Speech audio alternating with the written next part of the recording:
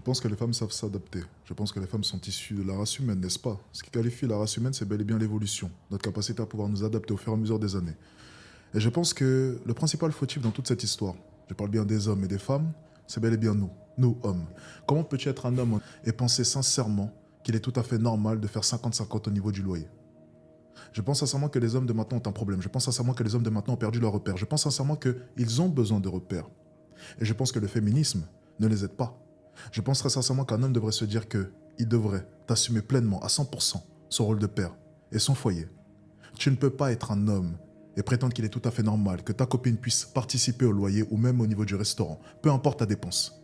Ce serait la honte pour moi, une profonde honte en tant qu'homme, que ma femme, que ma copine, peu importe, qu'une de mes amies, ça va même jusqu'à mes amis, n'ait à dépenser ne serait-ce qu'un seul centime pour moi. Je paie tout autour de moi, que ce soit avec mes amis hommes, mes amis femmes, peu importe, je paye tout. C'est mon mindset en tant qu'homme.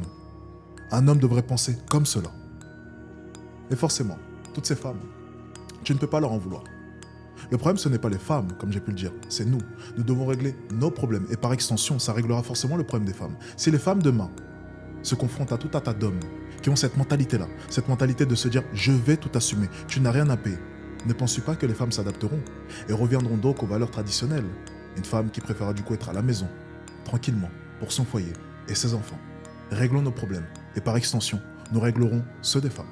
Je pense sincèrement que l'amitié homme-femme, c'est une des plus belles conneries qu'il existe. Je pense qu'il n'y a que les femmes qui tirent profit de tout cela. Je pense qu'à partir du moment où une personne est un minimum attirante, je pense que l'amitié ne peut pas exister. Et je pense même que deux personnes qui sont moches, l'amitié ne peut pas exister. Parce que deux personnes qui sont moches matchent bien, n'est-ce pas? Elles sont toutes les deux moches. L'amitié homme-femme, c'est une des plus belles inventions. Je n'ai jamais vu ma mère, ta mère, peu importe, n'importe quelle mère, dire à mon père ou ton père ou peu importe quel père, je vais voir un ami, je sors dehors, je reviens, n'est-ce pas? Et le problème de la plupart des gens, c'est qu'ils ne se basent plus sur leurs parents. Lorsque tu as une interrogation, lorsque tu as une période de doute, plutôt que de te tourner vers les réseaux sociaux comme le font la plupart des jeunes, tourne-toi vers tes parents. Regarde tes parents, observe tes parents. As-tu déjà vu ta mère dire à ton père, je reviens chérie, je vais voir un ami? Non, jamais. Alors comment peux-tu accepter que ta femme fasse cela? Comment peux-tu être un homme et accepter de manière tout à fait normale que ta femme puisse aller voir un autre homme, comme si de rien n'était? Une femme prouve sa valeur à travers sa fidélité, à travers sa loyauté. Ce qui est totalement différent. C'est le premier critère que tu vas rechercher chez une femme. Nous ne recherchons pas une CEO, nous ne recherchons pas une businesswoman, nous recherchons une mère fidèle, loyale. Si demain je vais en prison, si demain je meurs, je vais être sûr que ma femme sera là pour s'occuper de mes enfants, pour tenir mon foyer, et j'en passe. Vrai ou faux? Pour ce qui est d'un homme, on va lui demander quoi? Sécurité, n'est-ce pas? Avant tout. Une femme veut d'un homme qui est en mesure de pouvoir la protéger. On prouve notre valeur à travers cela. Le premier critère. Et pour un homme, dans la société actuelle, on prouve notre capacité à pouvoir la protéger comment? De manière financière. Un homme sans argent est un homme qui manque de pouvoir et qui du coup ne pourra pas apporter une sécurité pour sa famille. Donc lorsque tu es un homme, pose-toi 2 secondes, regarde-toi dans le miroir et demande-toi si tu as acquis tous les critères qui te permettront de pouvoir être un vrai père pour tes enfants et un vrai mari pour ta femme. Alors l'hypergamie ne s'applique pas dans toutes les situations. Je prends un exemple tout simple. Une femme décide de recaler Drake. Elle est en relation depuis 3 ans maintenant. Drake débarque et essaie de la séduire. Penses-tu sincèrement qu'elle va passer le pas? Non, elle n'est pas bête. Elle se dit simplement une chose, c'est que Drake compte juste me niquer, et elle le sait. C'est pour ça qu'elle recalera Drake, parce que Drake ne compte pas la marier. L'hypergamie fonctionne lorsqu'une femme comprend et imagine simplement que, inconsciemment bien sûr, que cet homme-là a les meilleurs gènes pour elle et que construire une famille avec lui serait une des plus belles choses pour elle. C'est inconscient. Cet homme-là a de bons gènes, cet homme-là est le meilleur mâle disponible sur le marché, un des meilleurs mâles du moins. Bien.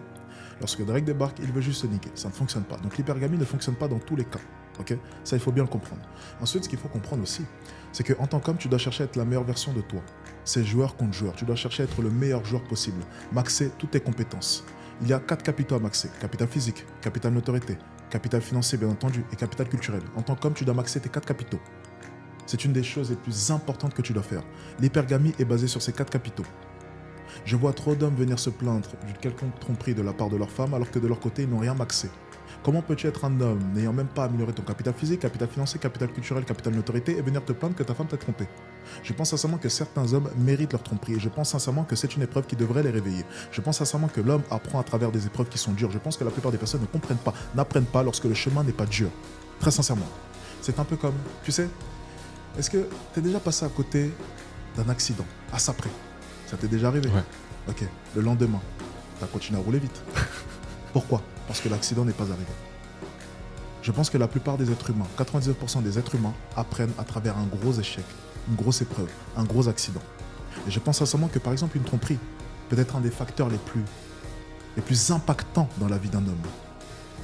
La plupart des hommes devraient rentrer chez eux et voir leur femme en train de se faire niquer devant eux. Crois-moi, le lendemain, le mindset, la détermination qu'ils vont développer sera exceptionnel. Apprenez à travers le chemin qui est dur. Apprenez à travers l'épreuve qui est dure. Je pense que la plupart des hommes ne se poussent pas assez dans leur retranchement. Je pense que tu devrais chaque fois, à chaque instant, dans ta vie, chercher le chemin qui est dur, le chemin qui est rude, en tant qu'homme. J'estime que ma vie a bien moins de valeur qu'une femme. J'estime que si je rencontre une femme dans la rue depuis 10 minutes, si 2 hommes débarquent et essayent de l'agresser, je pense qu'il est de mon devoir de mourir pour elle. Enfin, sincèrement, tous ces hommes qui se lèvent tôt le matin, que ce soit mon père ou peu importe, qui se levaient à 5h du matin, 4h du matin, peu importe, tous ces hommes-là, ok, qui avaient ce souhait de vouloir protéger leur famille, de faire en sorte que leur femme n'ait même pas besoin d'aller travailler. C'est ça la toxicité dont on parle? Est-ce ça? C'est ça être toxique? Estimer qu'en tant qu'homme, notre devoir c'est de protéger la femme? Estimer en tant qu'homme que notre devoir c'est de mourir pour une femme? Est-ce cela? Être toxique? Je pense sincèrement que ce monde se perd justement parce que les hommes ont changé. Les hommes sont les dirigeants de ce monde. Les hommes ont le pouvoir dans ce monde. Les hommes ont le pouvoir de décision sur celui-ci. Regarde simplement le monde actuel. Regarde-le. Penses-tu sincèrement que les hommes ont évolué à travers toutes ces années, malgré toutes les technologies que nous avons? Non, on ne fait que régresser. Encore et encore. Pourquoi? Parce que nous sommes en manque de repères. Constamment. Les hommes se transforment en femmes. Les femmes se transforment en hommes. Les hommes sont perdus. Qu'est-ce qu'un homme? Qu'est-ce qu'être masculin? Féminin? Identité de genre? La pensée définit le genre? Dans quoi naissent nos enfants? Je ne pense pas que l'on puisse qualifier de toxique une personne qui estime que sa vie a bien moins de valeur qu'une autre. Les femmes sont en mesure de faire quelque chose que l'on ne pourra jamais faire, donner la vie. C'est une des plus belles choses qui soit. Je serais prêt à mourir pour une femme, même si je ne la connais pas. En tant qu'homme, c'est ma mission. Tous ces hommes qui sont partis dans les tranchées, qui ont décidé de se battre pour leur famille, tous ces hommes qui ont risqué leur vie, qui sont morts au front pour protéger leur famille, sont-ils toxiques aussi de leur côté? Parce qu'ils ont estimé qu'il était de leur devoir d'aller mourir pour leur famille, leurs enfants et leurs femmes? Sont-ils toxiques? Un homme doit être en mesure de pouvoir dominer son environnement, dominer sa femme et dominer ses enfants. Je pense que c'est le trait le plus important chez un homme. Je pense que c'est le trait, l'indice principal qu'une femme recherche. Un homme qui est en mesure de pouvoir dominer, c'est un homme qui est en mesure de pouvoir gérer une situation qui est périlleuse, dangereuse. Et je pense qu'une femme recherche avant tout la sécurité, bien entendu. La sécurité doit être amenée par une personne qui est en mesure de pouvoir prendre des décisions dans toutes les situations. Être en mesure de pouvoir dominer la pression, gérer la pression. Les hommes gèrent mieux la pression que les femmes, ont un temps de réaction bien plus élevé que les femmes, sont beaucoup moins émotifs que les femmes. Et c'est pour une bonne raison, c'est qu'il est de notre devoir d'être en mesure de pouvoir dominer ce genre de situation. Donc je pense que le critère principal qu'une femme recherche, c'est la domination.